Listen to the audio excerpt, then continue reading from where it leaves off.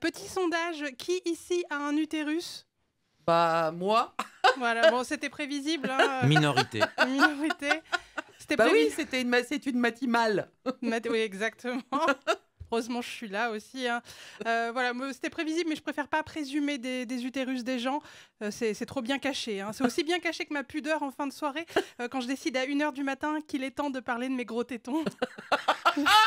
J'aime bien faire ça. Bah, en même temps, quand il fait froid, je me transforme en arme de pointe, alors je préfère prévenir tout le monde.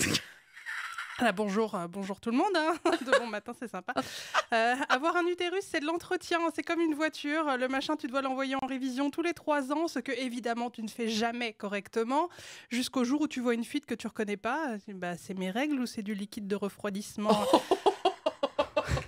Et comme les voitures, ça coûte cher, mais pas tellement en argent, mais surtout en intégrité physique. Oui, parfaitement, je veux vous parler de violence obstétricale et gynécologique ce matin. Super. C'est sympa. Voilà, vous auriez préféré que je vous parle de mes gros tétons menaçants, peut-être? Mais arrêtez de me regarder. Non. Bon, bah très bien alors. Avoir un corps de femme, c'est s'exposer de la part des professionnels de santé à des comportements, parfois des actes, parfois des paroles non justifiées, ou accomplis sans consentement libre, ou même sexistes, ou même racistes, ou même inappropriés, hein, tout simplement. Je cite en exemple minimiser une fausse couche par un ouais, bon, bah il y en aura d'autres, hein. Lol, C'est ça. prout, ouais. Ou insérer des instruments sans prévenir. Alors par instrument, je parle évidemment d'objets médicaux, hein, parce qu'en général, on prévient en cas de contrebasse inopinée. C'est aussi minimiser la douleur.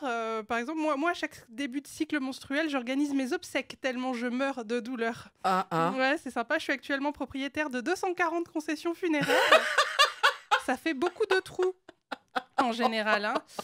Voilà, les violences, c'est aussi faire culpabiliser et critiquer une vierge de 25 ans autant qu'une femme qui a eu de multiples partenaires. En fait, ils sont jamais contents, quoi. C'est ça. C'est comme un enfant qui boude sans expliquer pourquoi.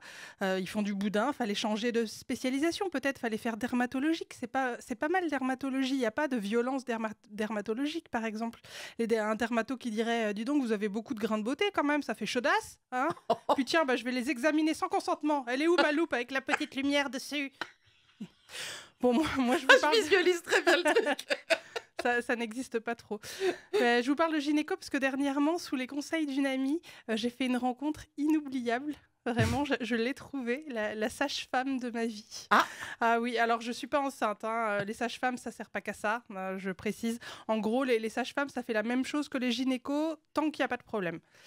Et moi, je pense que je vais monter un fan club pour la mienne. Elle est trop bien. Elle est prévenante, elle est attentive. Elle fait aucune critique. Même pas une petite pique sur mon poids comme les autres. Non, rien.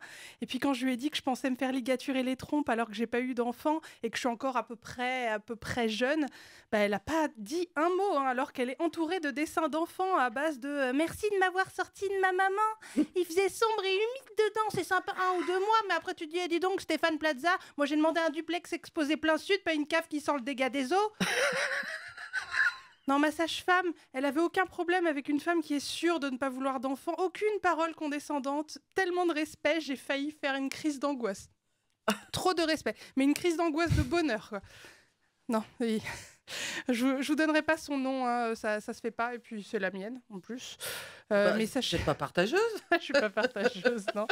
Mais sachez qu'il existe beaucoup de gynécologues et de sages-femmes comme elles qui font leur travail en traitant les corps des femmes comme des corps d'individus, pas comme des voitures. Et ils sont aussi cachés que nos utérus, mais c'est pas très difficile de les trouver. Il y a des répertoires de personnel de santé gynécologique féministes comme Gynenco. Voilà, je donne les infos. Bah, c'est très bien. Pour la France où adopte une gynéco en Suisse romande.